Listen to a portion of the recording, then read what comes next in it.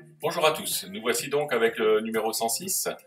Alors dans le 106, on nous livre des pièces qu'on ne montrera pas tout de suite, hein, comme les 2-3 derniers numéros, notamment avec une bride pour les roues arrière, qui arrive bien tardivement. Mais par contre, on va s'attacher à monter des pièces qui nous ont été livrées soit au numéro 104, soit au numéro 105 pour ce qu'il s'agit de la roue de secours.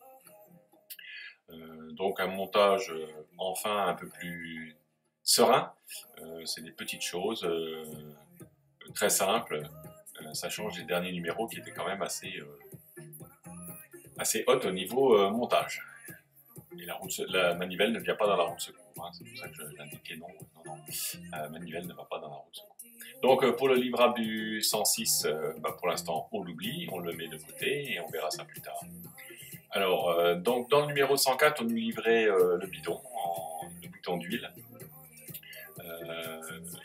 le cric, même si c'est pas vraiment un cric, c'est plutôt un maintien de position, une chandelle on va dire, ce qui maintient le bidon d'huile dans la roue de secours, la goupille on pourrait dire qui sert de maintien à la chandelle, et puis un accessoire que je n'ai pas sur ma voiture qui permet d'assembler bidon d'huile et cric.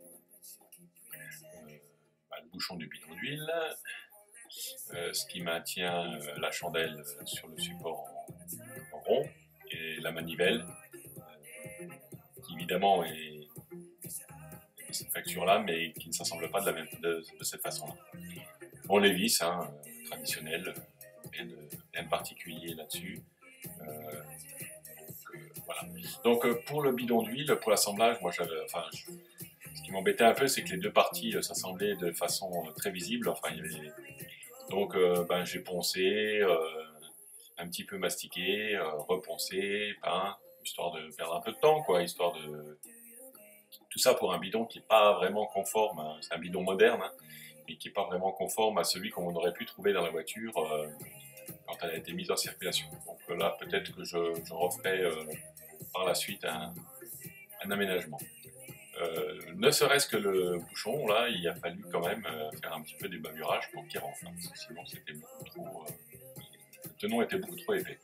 Donc ensuite, pour le système de maintien du bidon sur le support, je vois pas comment ça pouvait tenir comme ça.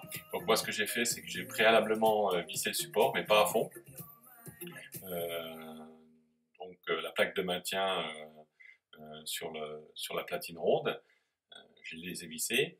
J'ai positionné le bidon, parce que si on visse à fond, le bidon ne rentre plus.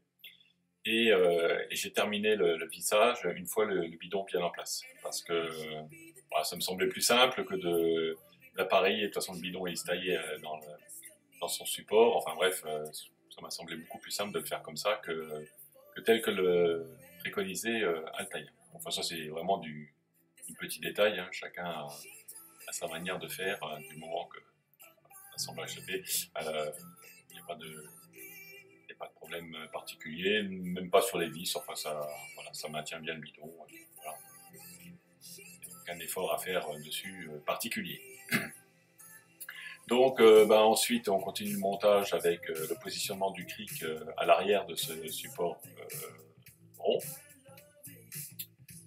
Voilà, donc c'est simplement maintenu. Bon, j'ai mis un petit point de colle quand même, et là aussi il a fallu un peu ébavurer parce que ça rentrait pas, quoi. Ça, on en a l'habitude. Et après le positionnement du cric, alors tout ça c'est des pièces que j'ai peintes, hein, notamment le cric, je l'ai repeint en noir satiné. Il est assez fidèle, hein, pour le coup à la vraie chandelle qui existe sur la voiture. Ça on peut pas dire de ce côté-là. C'est bien fait. Simplement, je trouvais qu'au niveau matière, c'était un peu trop brillant. Bon, ça c'est plus une question esthétique. Puis, de toute façon, on ne le verra pas puisque la face interne de ce support est contre la roue de secours. Quand on ouvrira le capot, c'est pas la première chose qu'on verra. Mais bon, je me suis attaché des fois à des petites bricoles comme ça qui ne se voient pas, mais ça c'est tout à fait moi. Ensuite, là on en a fini, donc on prend le numéro 105 et on monte notre dernière roue, hein, selon le même principe. Moi j'ai pris de l'eau chaude, il y a vraiment c'est vraiment assez simple à faire. Je suis quand même cramé un petit peu le bout du pouce, mais bon, voilà. Donc une fois que la roue est montée, là ça a été un grand moment de solitude, mais ça c'est le serviteur qui a fait n'importe quoi. Donc normalement sur la vraie voiture, la manivelle est emmanchée dans la barre de réglage. Je voulais revenir à un visuel qui se rapproche le plus possible de la réalité.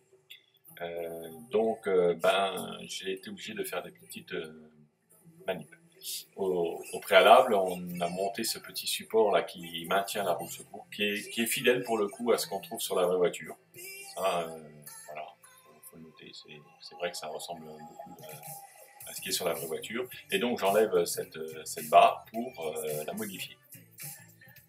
Parce qu'initialement, sur la vraie voiture, en tous les cas, c'est pas monté comme ça. Donc là, la roue de secours, bon, c'est pas d'une violence ardue, hein, c'est vraiment tout simple, mais bon, tout ça semble bien, et on voit quand même que c'est une sacrée usine à gaz. Hein, quand on revoit ça un petit peu avec du recul, alors là, effectivement, la goupille se positionne pas comme ça normalement, mais avec le support, c'est peut-être le cas, si quand même. Le support qui maintient le bidon d'huile et la chandelle qui est au dos. Mais, donc, il manque un petit détail, c'est la manivelle. Donc, au niveau de la manivelle, voilà comment elle devrait se présenter. C'est-à-dire que la manivelle s'emmanche dans la barre, sur le principe mâle-femelle. Et effectivement, les deux éléments séparés sont bien tels que Altaïa les a reproduits, sauf qu'on ne peut pas faire l'assemblage mâle-femelle sur ces pièces-là. Donc j'ai coupé la barre pour pouvoir représenter l'assemblage sur la vraie voiture, même si on perd le fait que ce soit deux pièces distinctes. Donc bien ébagouré. Et puis là, je colle à la cyanolite et je me rends même pas compte que j'ai monté ça à l'envers. Je prends même la précaution de faire dépasser la barre de l'autre côté, ce qui est le cas sur la vraie voiture. Tranquille, un petit coup de peinture, je positionne, mais non, ça va pas, la barre est trop longue. Il faut couper une partie de la barre.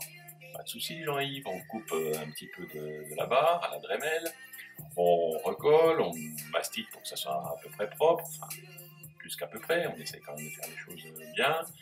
Hop, on peint, c'est magnifique, mais ça va être vraiment superbe cette manivelle. Enfin, cette barre de manivelle, bon, il y a un petit côté de travers, mais bon, ça peut s'arranger encore. Et je mets la voiture et je dis, mince, oui, évidemment, je me suis planté dans le positionnement de la manivelle. C'est le contraire. Donc, pour faire le contraire, il faut recasser, il faut recoller, il faut repeindre. Donc, ça m'a pris quelques temps. Et voilà, bon, le vrai visuel. Sauf que c'est très intéressant, sauf que voilà, on ne voit plus rien avec la roue de secours. Donc ça c'est tout moi. Allez, à bientôt au numéro 107. Les moins, donc c'est la barre manivelle et sa poignée, le bidon non conforme. Les plus, la cinquième roue est en place. Et plus que 4 numéros, c'est la quille. À bientôt.